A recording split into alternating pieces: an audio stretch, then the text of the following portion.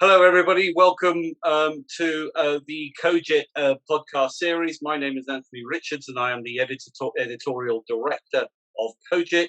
The intention of this podcast series is to discuss particular themes and issues, and perhaps pressing issues of contemporary relevance within terrorism and counterterrorism. And today's theme revolves around a very important question as to what kind of threat does Al-Qaeda and ISIS present today. And I'm really delighted to be joined today by Professor Jytte Klausen, and she is from Brandeis University, Massachusetts, and she's a leading authority on the international terrorist threat. She's published widely on the jihadist threat, and she also founded the Western Jihadism project. And her latest book, entitled Western Jihadism, a 30-year history, is due to be published by Oxford University Press in June in the UK, and I understand in September in the United States. She also very kindly contributed a chapter to our own volume on jihadist terror, on jihadist terrorist recruitment. So, Jytte, it's an absolute pleasure and delight to have you join us. Thank you very much. Well, thank you for having me on this podcast. I'm happy to participate. Great, thank you. Welcome.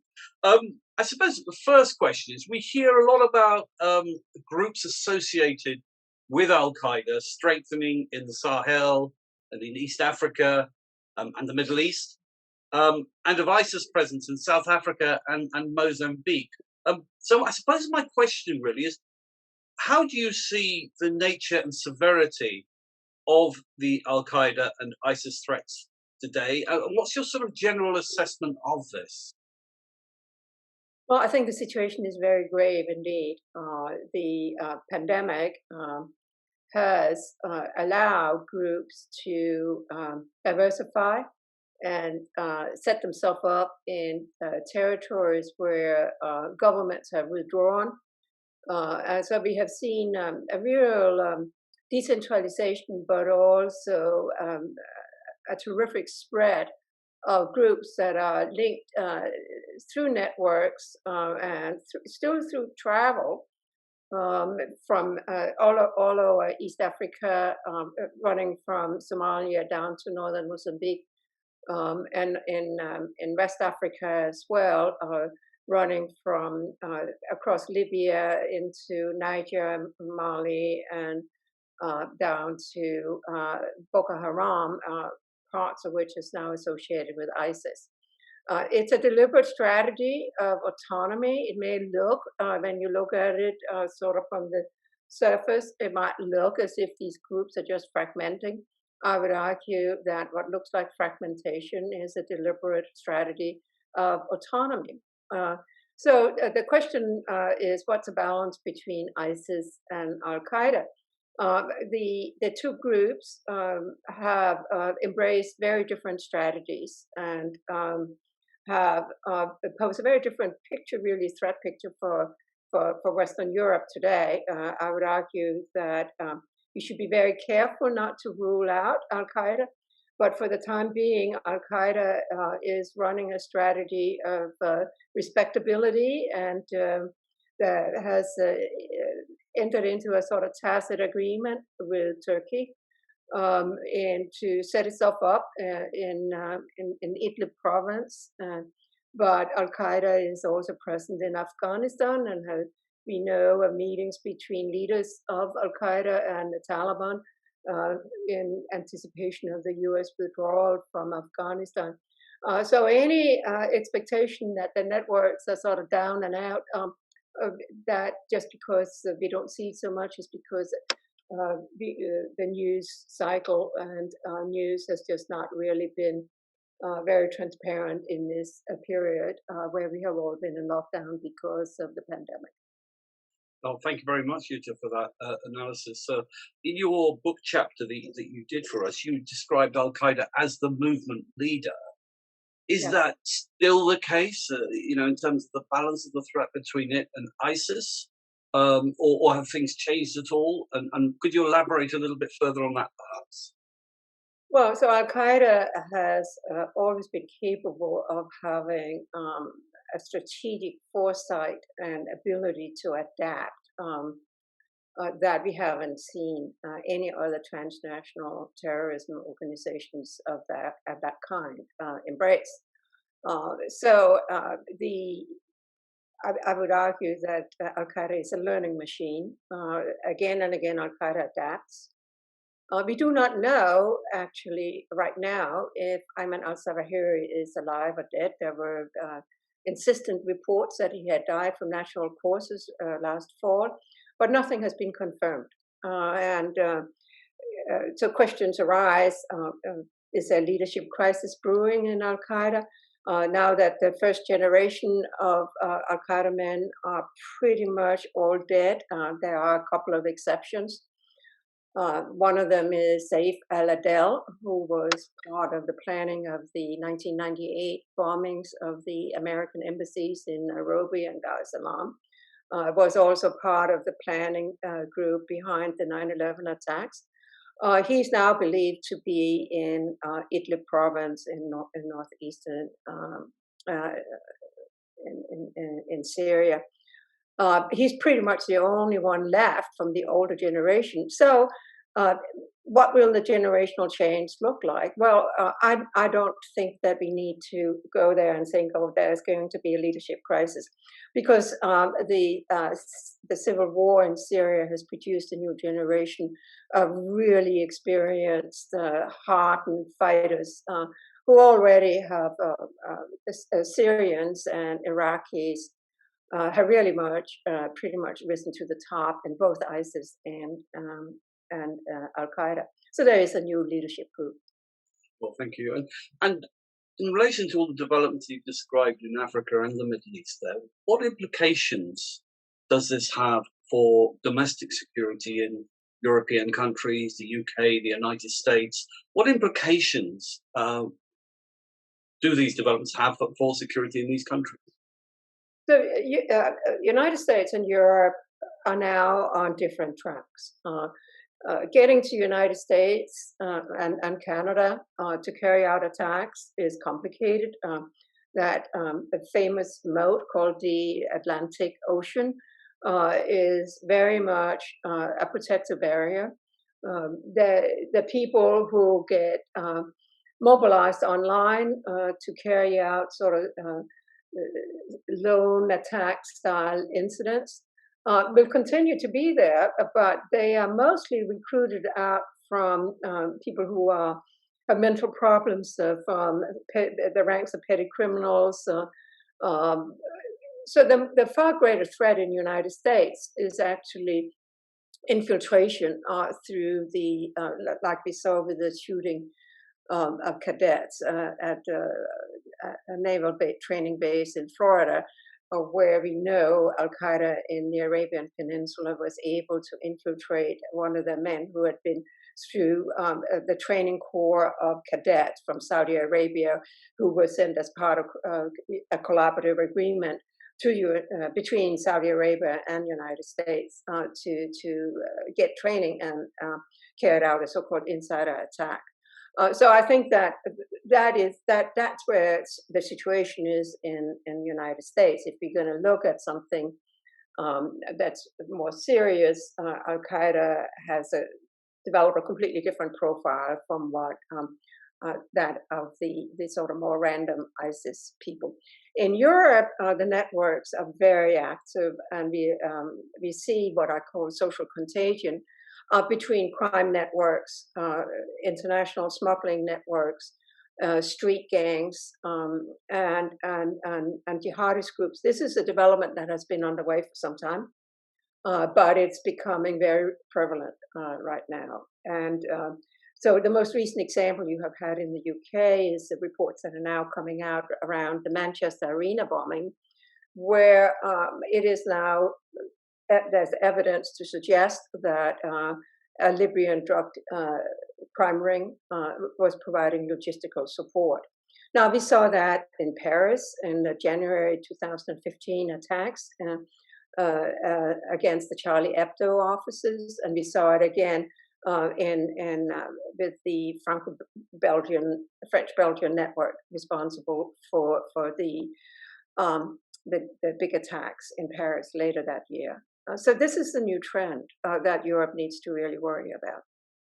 Thank you very much, Jytte. Yeah, in your chapter, and I believe you referred to the core social organization of ISIS, perhaps in particular, as being in the real world, as opposed to online.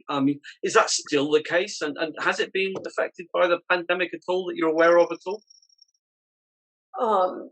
It is still the case, yes.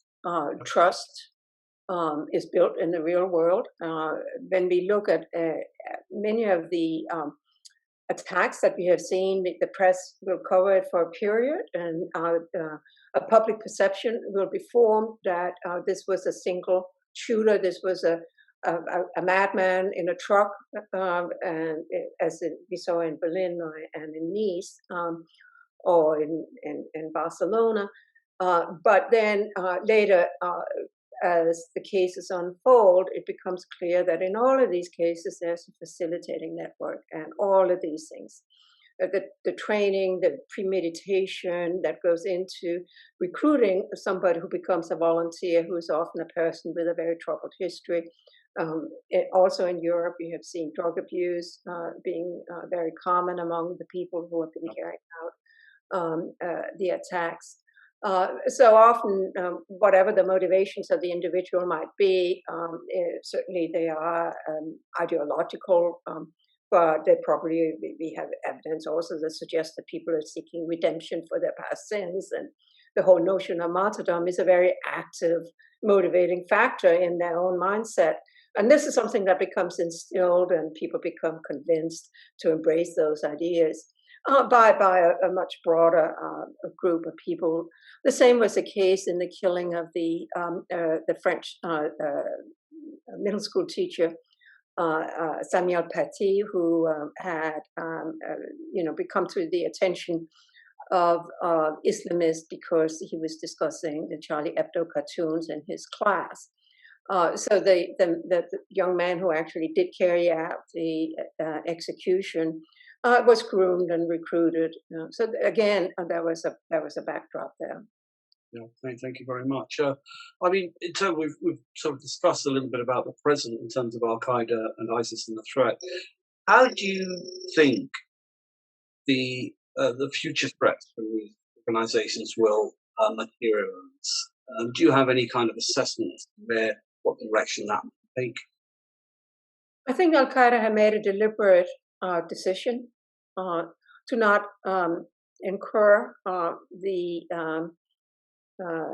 military capabilities of the West by avoiding carrying out signature attacks in Europe and the United States. Al-Jawlani, the head of what's called HTS, and which is the biggest jihadist Islamist organization in Idlib, essentially a parastate there. They have set up a court system, they deliver welfare benefits, etc. Recently gave an interview in early April to a Frontline, the public broadcasting corporation here in the United States, where he said that he promised that his group would not carry out foreign jihad operations.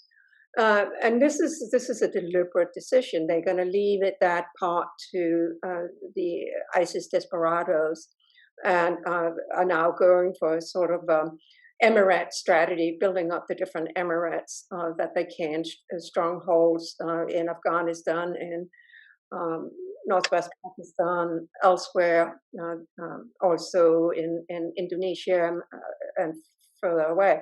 So I think that we have seen ISIS and Al Qaeda groups actually battling each other mano a mano in Libya and a number of other places. So I think that we're going to see that divergence between the strategies of the two main groups. However, underneath that, it's still the case that on the street level, the new recruits are sort of agnostic about which group they join.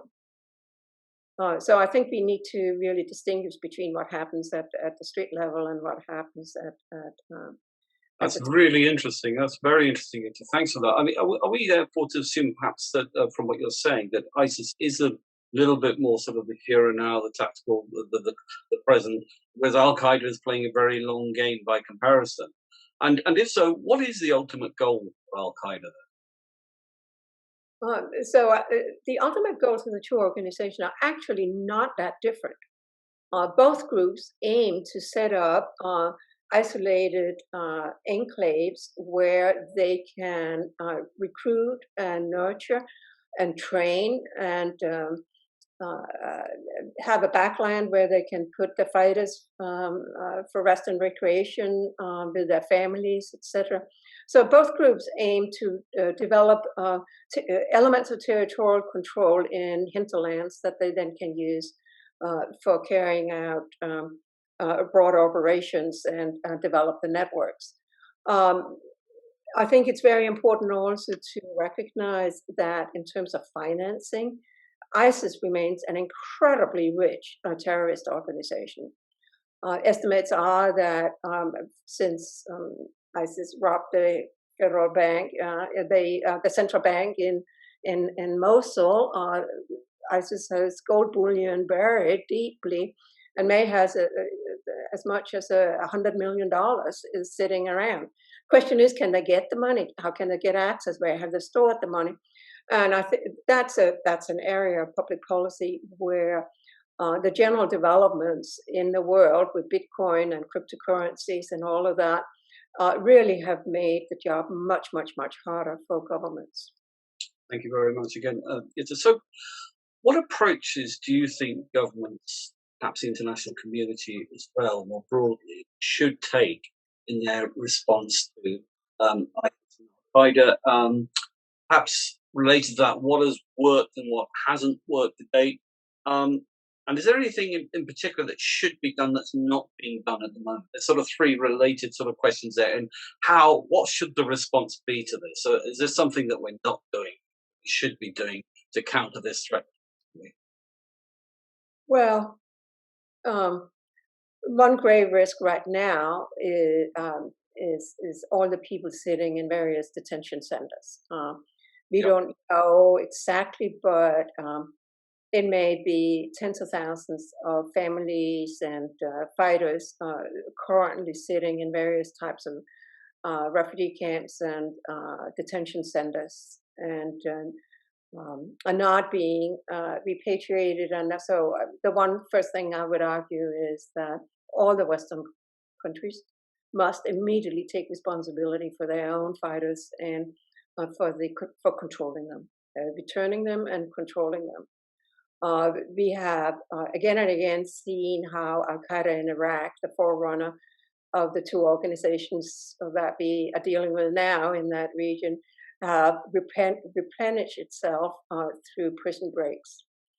Prison recruitment, which have always been much on the agenda for public policy, is actually, in my view, much more of an issue today than it used to be just 10 years ago. And that goes back to what I talk about, the terror crime nexus, that if you look at how terrorist groups actually manage to get the false passport identities, get tear gas, get guns, all of those things, they work together with crime networks to get it, to get those supplies. That is something that really has to be addressed. At the local level, if you want to do something that is important locally, it is addressing those neighborhoods where you have seen that crime terror network emerge. And it is a neighborhood phenomenon. So what doesn't work is for sure going out and attacking Muslims and saying the problem is with Islam. It doesn't have anything to do with Islam, what's going on. The phenomenon that I call Western Jihadism is a product of the strategic priorities of the international networks. So that means that governments also should not withdraw from the international fights. And so I am it's always dangerous to make predictions, particularly about the future. I would argue that the withdrawal from Afghanistan of U.S. troops is going to present an intelligence vacuum. It's going to create huge problems that will come back to haunt us. We know those cycles. We've been through those cycles. We can even put an approximate number of years on how long it takes for these cycles to run through withdrawal, redevelopment of the terrorist group to a clear and present danger. So it's 3 to 4 or 5 years. Thank you very much, Jytte. I mean, that's fascinating. There are a number of key priority areas mentioned there. Do you get a sense of complacency, perhaps from, for example, the United States, or the UK, and other European countries in addressing these particular priorities? Do you think that their eyes taken off the ball somewhat, or do you think they're kind of getting a handle on these things? I think the pandemic has allowed people to close their eyes to the threat, but also has caused the rich countries of the West to withdraw from the disasters unfolding in Asia and in Africa. And this is going the jihadist threat builds on that type of destabilization. So the picture is, in my view, dire. For two reasons. One is because there are more ungoverned territories, there are more porous borders than there have ever been, and because also the Syrian civil war and the fighting in North Africa have actually produced a generation of new fighters that are numbered by these are loose estimates, but we're probably talking about in the vicinity of 100,000 experienced jihadist fighters in various locations spread across Africa and Asia and well into Europe. And how many of them will return to the fight? It's hard to know, but it's manyfold the number of people who posed a threat 20 years ago. Well, thank you. So that's both fascinating and, of course, very concerning as well. So thank you so much for your insight, and thank you for sharing your thoughts and your expertise with us. It's been very much appreciated. So thank you once again for joining us, Jytte. Thank you. Thank you for the opportunity to